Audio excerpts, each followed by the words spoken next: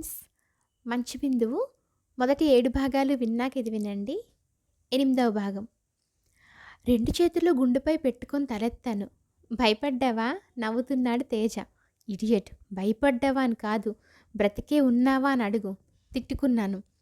ఏంటి తీరిగ్గా కూర్చున్నావు? అయిపోయిందా షాపింగ్? నాది కాదు, మా వల్లిది అవుతూ ఉంది. సారీ, నిజంగా భయపడ్డావా? తలూపాను అవునన్నట్టు. అన్నింటికీ భయమేనా? ఆ రోజు చేయించినప్పుడు కూడా ఏదో నిన్ను ఎత్తుకుపోవటానికి వచ్చిన రావణాసురుని చూసినట్టు మొహం పెట్టావు. సారీ, ఈసారి నేను చెప్పాను, తప్పదు కదా, మొహమాటంగా అనిపించింది. పర్లేదు, అయినా అది నేను ఊహించిందే. ఏంటి, ఏం ఊహించావు? అదే, నువ్వు చెయ్యి ఇవ్వవని.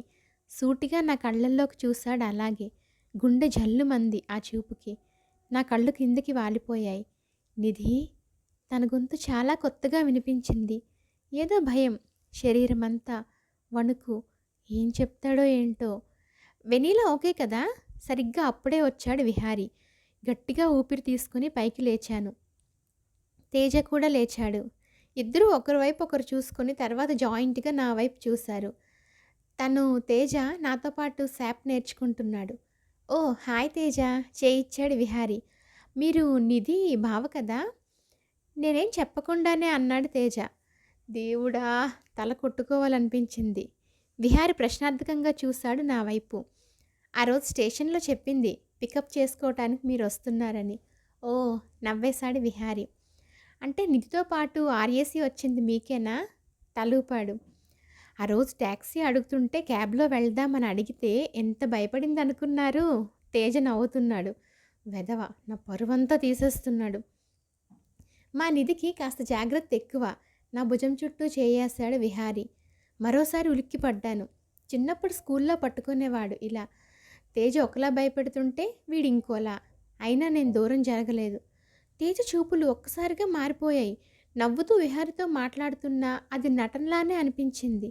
నిధి మళ్ళీ పిలిచేసరికి దేవుడా బతికించావు అనుకుంటూ అక్కడి నుండి వెళ్ళిపోయాను. 3 డ్రెస్సులు చూపించి ఏదేదో చెప్తుంది. నా దృష్టంతా దూరంగా మాట్లాడుకుంటున్న వాళ్ళిద్దరి మీదే ఉంది.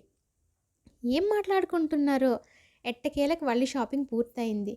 ఓకే బాయ్, చెయ్యూపాడు తేజ. బాయ్ అనేసి కారెక్కాను. ఎందుకంత భయపడ్డావు తనని చూసి? చాలా మంచివాడిలా ఉన్నాడు, చనువుగా అడిగాడు విహారీ. అసలు అది ఎవరిని చూసి భయపడదు చెప్పు, సమాధానం ఇచ్చింది వల్లి. దీని దృష్టిలో అబ్బాయిలందరూ చెడ్డవాళ్లే. అవునా? కొత్త విషయం వింటున్నట్టు చూశాడు. నువ్వు ఈ భయాలు తగ్గించుకోకుంటే చాలా కష్టం. జాబ్ చేస్తానంటావు, అక్కడ అందరు అమ్మాయిలే ఉంటారా చెప్పు? గుర్రుని చూశాను, ఇంటికెళ్ళని దీని పని చెప్తాను. విహారీ నవ్వుకుంటున్నాడు మా ఇద్దరిని చూసి. పదండే కాఫీ తాగదాం. బ్రేక్ అనడం పాపం, రెడీగా ఉంటుంది శిల్ప. మీరు వెళ్ళండే, నాకెందుకో తాగాలని లేదు. ఏమైంది? ముగ్గురు ఒకేసారి అడిగారు. దగ్గు బాగా ఉంది, తాగితే ఎక్కువైపోతుంది చెప్పి తప్పించుకున్నా. కాసేపు బతిమాలి వెళ్ళిపోయారు. పెద్ద నిట్టూర్పు వచ్చేసింది వాళ్ళు వెళ్ళగానే. అమ్మ, వెళ్తే పక్కా తేజ వస్తాడు. ఎందుకో తనకి ఎదురుపడాలంటేనే భయంగా ఉంది. హే, నువ్వు కూడా వెళ్ళలేదా ఈరోజు? నా గుండె వేగం పెరిగింది. ఎదురుగా ఆ మహానుభావుడే. ఏడుపు వచ్చింది. అనవసరంగా ఉండిపోయాను. అక్కడైతే పక్కన వాళ్ళైనా ఉంటారు, ఇక్కడ ఎవ్వరూ లేరు. అలాగని తన హద్దు దాటడు. మరేంటి నా భయం? హలో, ఎక్కడ విహరిస్తున్నావు? నిన్నటిలానే సూటిగా చూశాడు. గొంతు దాటి మాట రాలేదు నాకు. అవసరం లేకపోయినా ఫోన్ తీసి వాట్సాప్ ఓపెన్ చేశాను.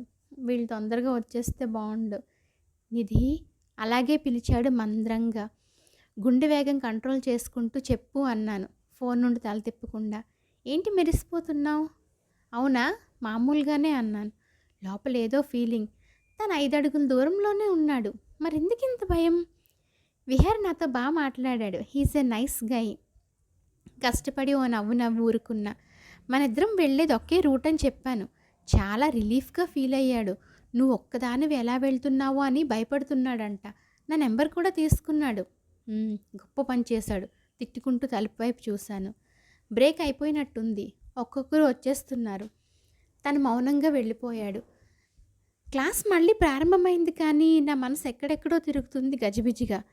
కొంచెం తల తిప్పాను బాయ్స్ కూర్చున్న వైపు. అప్పటికే నా వైపు చూస్తున్న తేజ చిన్నగా నవ్వాడు. టక్కుని తల తిప్పేశా. అనవసరంగా చూశాను. క్లాస్ అయిన వెంటనే వీళ్ళకి బాయ్ చెప్పేసి ఫాస్ట్‌గా మరో డోర్ నుండి వెళ్ళిపోయా క్యాబ్ బుక్ చేసుకొని.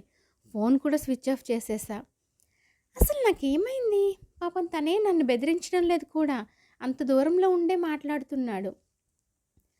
హాల్లోకెళ్ళేసరికి ఎవరి మీదో అరుస్తూ కనిపించాడు విహారీ. నన్ను చూడగానే ఫోన్ తీసుకొని బాల్కనీలోనికెళ్ళిపోయాడు.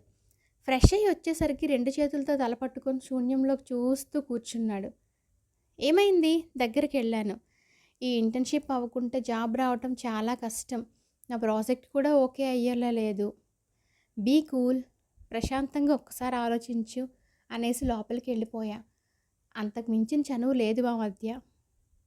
ఈ తేజ అనే తుఫాన్ అల్లకల్లోలం రేపుతుంది లోపలంతా. అత్త, విహారీ ఏదో మాట్లాడుకుంటున్నారు గుసగుసగా. ఎందుకో మధ్యలో దూరాలనిపించలేదు. ఫోన్ ఆన్ చేశాను. చాలా మెసేజెస్. అన్నీ తేజ నుండే. ఎక్కడున్నావు? Are you okay? అవే మెసేజెస్. ఫోన్ పక్కన పడేసి పుస్తకాలు తీశాను. ఓయ్, ఏం చేస్తున్నావు? పిలుస్తూ వచ్చాడు విహారీ. ఏమైంది? ఫోన్ స్విచ్ ఆఫ్ చేసావంట? ఎంత టెన్షన్ పడుతున్నాడో. తన ఫోన్ నా చేతిలో పడేసి వెళ్ళిపోయాడు. ఏం అర్థం కాలేదు. హలో అన్నాను చెవి దగ్గర పెట్టుకొని. ఎందుకలా పారిపోయావు? బాణంలా తగిలింది తేజ ప్రశ్న.